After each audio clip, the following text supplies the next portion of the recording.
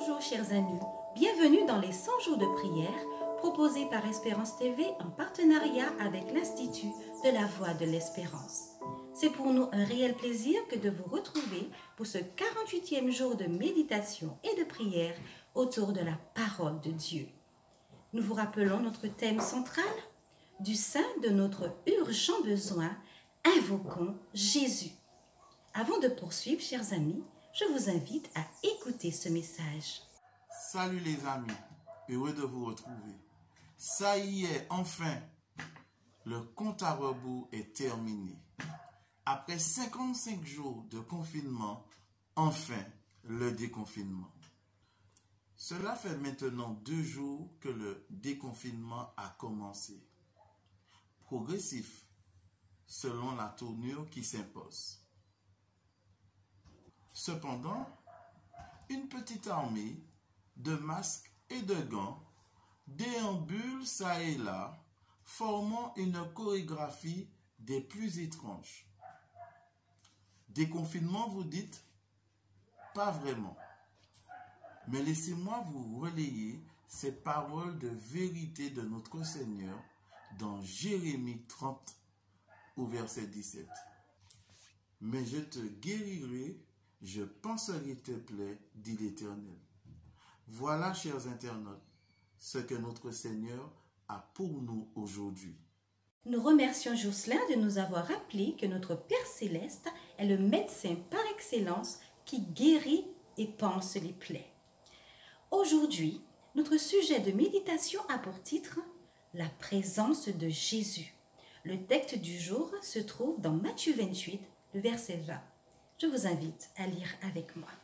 « Et voici, je suis avec vous tous les jours jusqu'à la fin du monde. » Jésus nous fait la promesse, chers amis, d'être avec nous dans toutes les circonstances de nos vies, dans les bons comme dans les mauvais jours.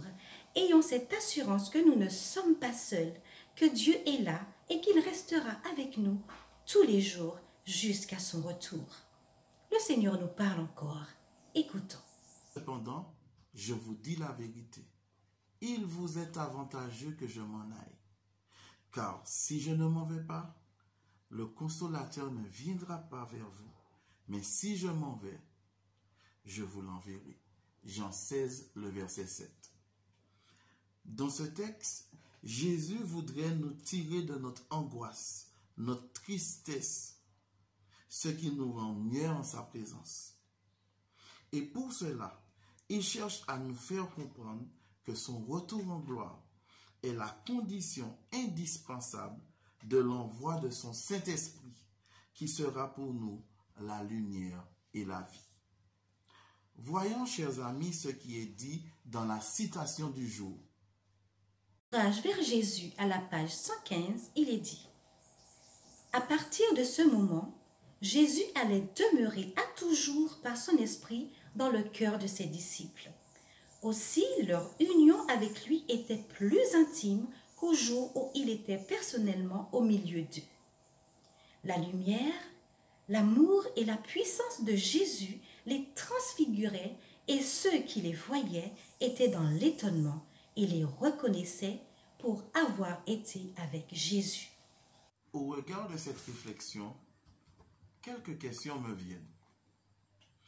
Avez-vous déjà souhaité être en vie pendant la période où Jésus était sur terre, de marcher et de parler avec lui?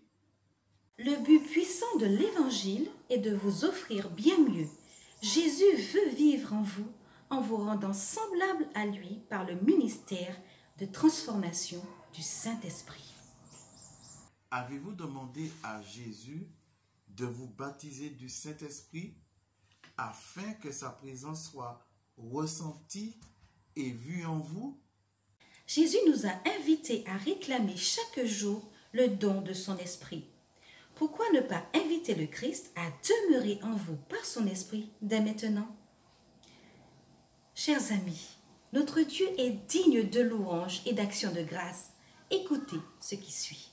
Aujourd'hui, chers amis, nous voulons vous inviter à faire monter vers notre Dieu nos louanges et nos actions de grâce, car à cause de cette crise, tant et tant de personnes autour de nous sont ouvertes et réceptives à notre témoignage et à notre compréhension des Écritures.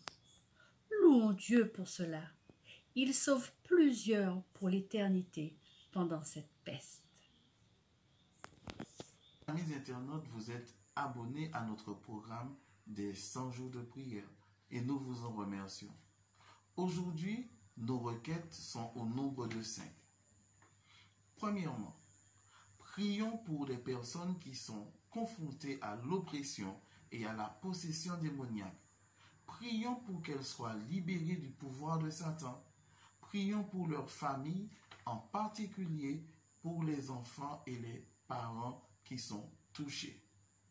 Prions pour les milliers de nouveaux groupes et églises implantés dans le monde entier afin qu'ils restent forts et dynamiques malgré la crise actuelle. Prions, chers amis, pour les pasteurs et les responsables d'église dans les pays où les soins de santé sont très insuffisants. Pour mettre fin à notre moment de prière, nous vous invitons à prier pour les stations de radio adventistes du monde entier afin qu'elles atteignent les personnes non touchées. Prions ensemble. Seigneur Dieu, nous voici inclinés devant toi. Entends nos voix, nos supplications. Merci pour ton soutien, ta présence durant cette pandémie du Covid-19. Aie pitié de ton peuple à travers le monde. Aie pitié de tous ceux qui se tournent vers toi durant cette crise. Nous te présentons tous les sujets de prière énoncés précédemment. Permets-nous de garder confiance car tu es aux commandes. Nous t'avons prié au nom de ton Fils Jésus et pour ta gloire. Amen. Remercions d'être restés à l'écoute. Prenez soin de vous. À très bientôt, chers amis internautes.